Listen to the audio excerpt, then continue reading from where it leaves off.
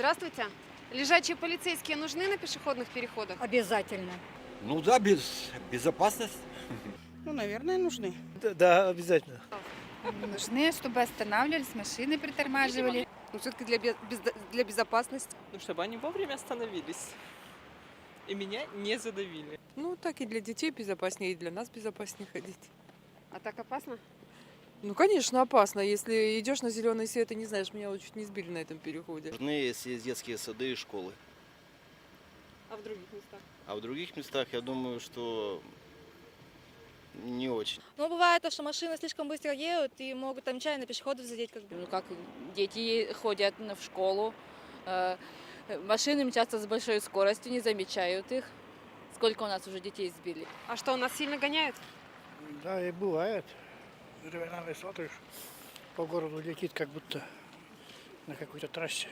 А зачем? Знаете, их так много в городе уже развелось, что уже просто, по-моему, достаточно настолько, что они уже даже иногда, вот я как водитель могу вам сказать, что иногда уже даже думаю, что уж столько много нельзя. А что тут пояснять? Там же дети, там же люди. Поэтому нужны. Некоторые водители смотрят на дорожные знаки, останавливаются, а некоторые не смотрят. Поэтому лежащий полицейский, он все равно нужен. Некоторые водители считают, что их слишком много в Сыктывкаре. Много-немного, просто если они неправильные, если они слишком высокие, асфальтовые, которые просто-напросто переезжать очень сложно и тяжело. Вот они и не нужны. А есть маленькие, аккуратненькие. Прямо, чтобы на каждом переходе? Ну, нет, мне кажется, это слишком. Ну, в некоторых местах, не везде. Особенно в тех местах, где больше всего, наверное, школьников. Мой ребенок ходит в школу, и без лежащих полицейских вообще было очень трудно перейти улицу Пушкина, например.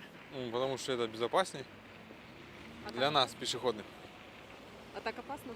Конечно. Потому что гонять без них очень страшно. Зачем? Для ограничения скорости водителей. А что не так? Не знаю, носится слишком быстро. Не знаю, я пешеход. Как-то сторона водителей не очень интересна. Останавливают, притормаживают машины все равно. И от этого, я думаю, что дорожных происшествий будет меньше. Сам водителем работаю. Сбавляю скорость автомобиля, да, и пропускать пешеходов. Нужны там, где есть нерегулируемое движение. То есть там, где происходит больше всего аварий. На самом деле, если светофор не поможет, то поможет полицейский, потому что водителям все-таки подвеску будет жалко там. Они же больше думают, не, как говорится, о состоянии больше своей машины, нежели там о чужой жизни, так сказать.